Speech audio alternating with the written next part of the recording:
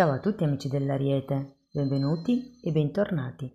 Io sono Ilaria e su questo canale parlerò di tarocchi, metafisica, spiritualità e quant'altro possa essere d'aiuto ad ognuno di noi per il proprio percorso di crescita personale e spirituale. Bene, mostrami Ariete e la via dell'amore per il mese di settembre 2025. Ragazzi, avete il mondo. È una carta di compimento, di raggiungimento di certi risultati.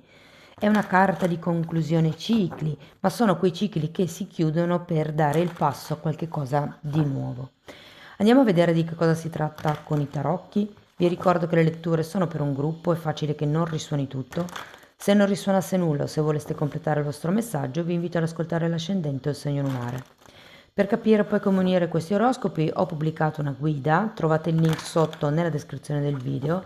Sempre in descrizione trovate anche il mio indirizzo email per le consulenze personalizzate, il link alla pagina web dove trovate tutto quello che propongo e poi ci sono anche i link per i corsi gratuiti presenti sul canale. Uno è un corso base di metafisica sui chakra e l'altro è un corso base di tarocchi intuitivi. Bene, andiamo a vedere. Asso di coppe, ragazzi.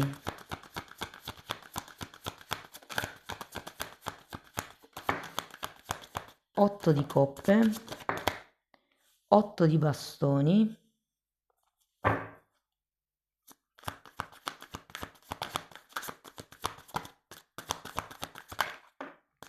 giustizia,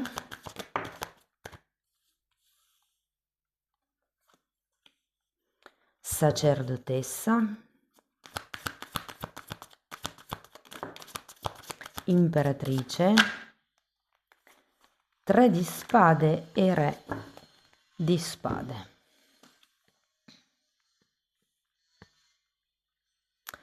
Ragazzi, devo dire che partire con questo asso di coppe è di buon auspicio, nel senso che potrebbe essere un'apertura del cuore per qualcuno, magari per chi è single da un po', e se avete già una persona in testa, vi dico, potrebbe essere effettivamente l'inizio di un sentimento di un certo spessore. Andiamo a vedere. Diavolo e 7 di coppe. Potrebbe essere una passione importante per qualcuno. Andiamo a vedere l'8 di coppe.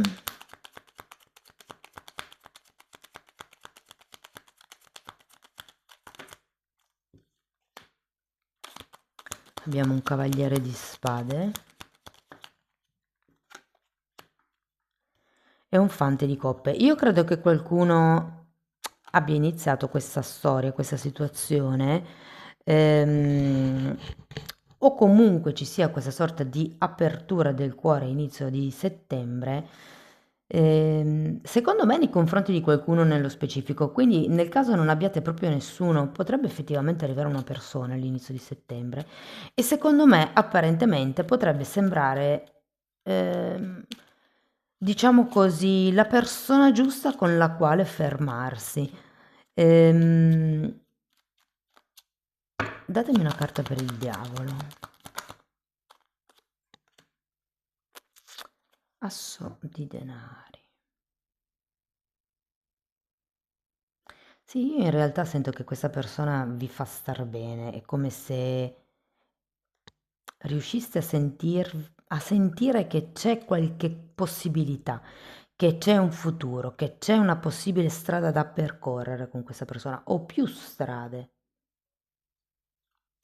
Ed è per quello che secondo me a un certo punto smetterete di cercare e vi fermerete con questa persona. E il cavaliere di spade mi dice che vi darete a questa persona. Andiamo a vedere l'8 di bastoni. Asso di bastoni.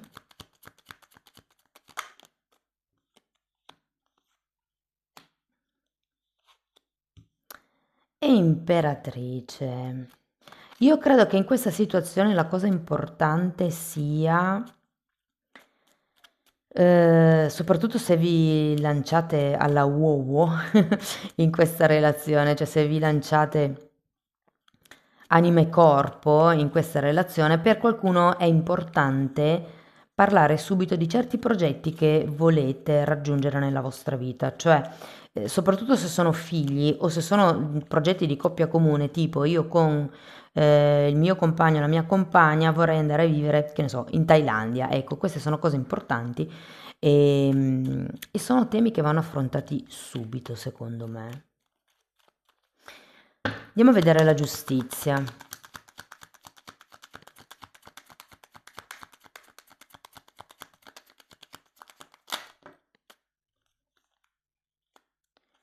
Tre di coppe, 8 di pentacoli e re di spade.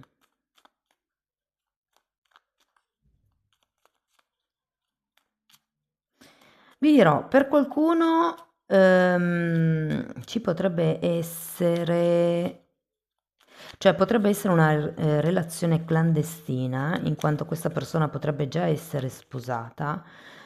Quindi mi viene da dire, chiedetevi davvero quello che desiderate prima di infilarvi anima e corpo in questa relazione, perché ehm, magari qualcuno potrebbe scoprire che gli obiettivi non sono comuni.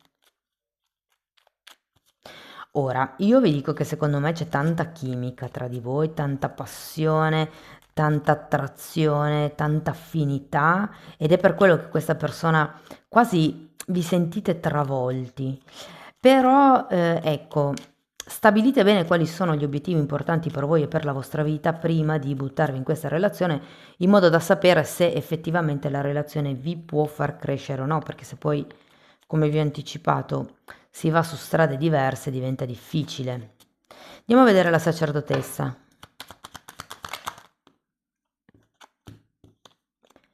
Sei di spade e 3 di pentacoli.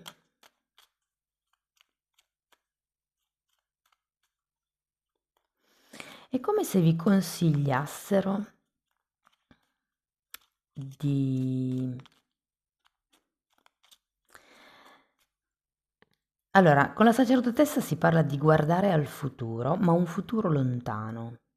Siccome abbiamo anche un 3 di pentacoli, che è una carta di collaborazioni, è una carta di responsabilità, io ho come la sensazione che per, diciamo così, uscire da questa non comunicazione di quello che voi realmente volete, si tratta di prendere il tema un po' alla larga, però di proiettarlo su un futuro molto lontano. Vi faccio un esempio.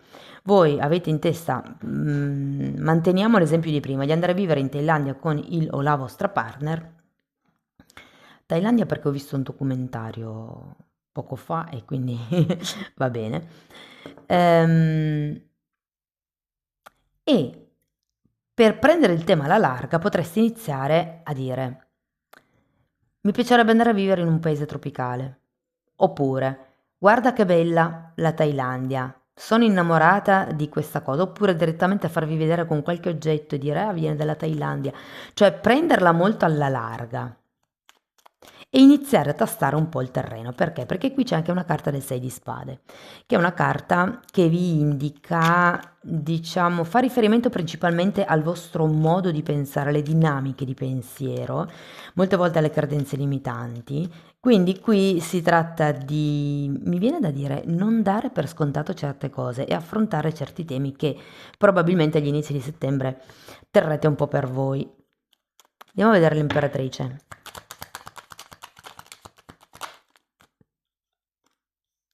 Asso di coppe nuovamente e 8, e scusate, e 9 di bastoni. Mm. C'è qualche tipo di paura qui. Andiamo a vedere il 3 di spade.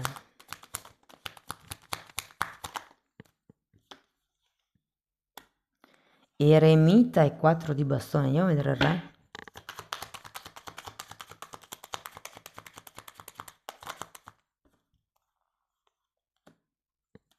Un altro re.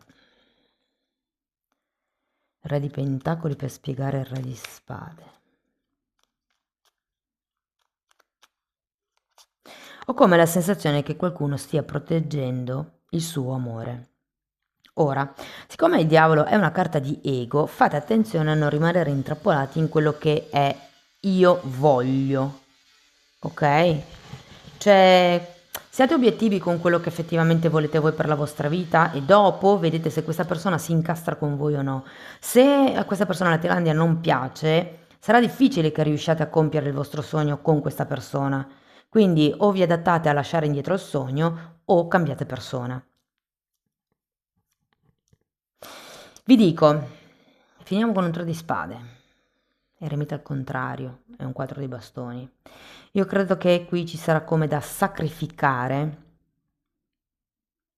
il proprio tempo personale. Cioè, ho la sensazione che sia una relazione che abbia un potenziale, ma che in un secondo momento vi renderete conto che qualche tipo di taglio, qualche tipo di limitazione, qualche tipo di cambi nella vita che state facendo adesso lo dovrete fare se vorrete stare insieme a questa persona.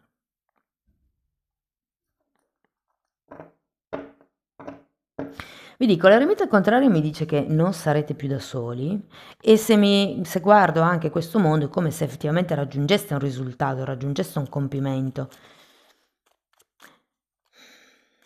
Vi dico, si può parlare di una casa per qualcuno, magari questa apertura, soprattutto se siete in una relazione da diverso tempo, è come se fosse arrivato il momento per aprire questo capitolo, per iniziare a discutere il tema, per iniziare a lanciare qualche amo nello stagno. E vi dico che qualche soddisfazione la potreste anche portare a casa, ma tenete presente che con questo 3 di spade bisognerà fare come dei sacrifici.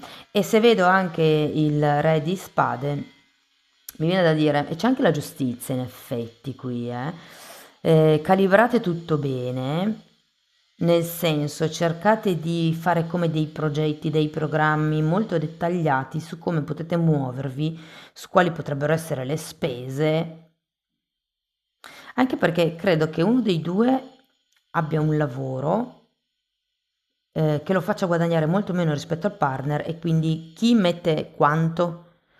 Fate una proporzione, fate una percentuale perché la cosa sia equa. Andiamo a vedere qualche oracolo.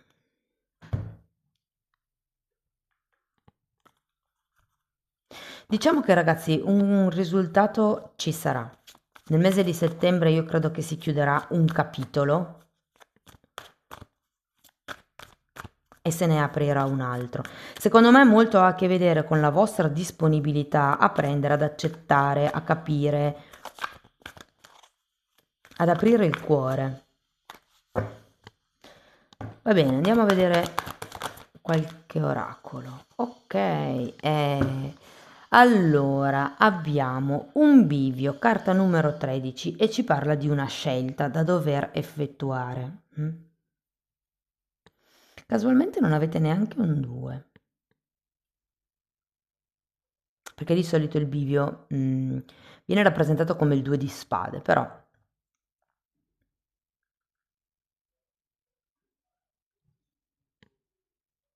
no, guardavo se avevate la morte perché è un numero 13 e parla comunque di trasformazione, di cambi, di scelte. Diciamo che qui si tratta di scegliere. Può essere scegliere tra il prima e il dopo, può essere scegliere, lo scegliere tra quello che mi dice la mente e quello che mi dice il cuore.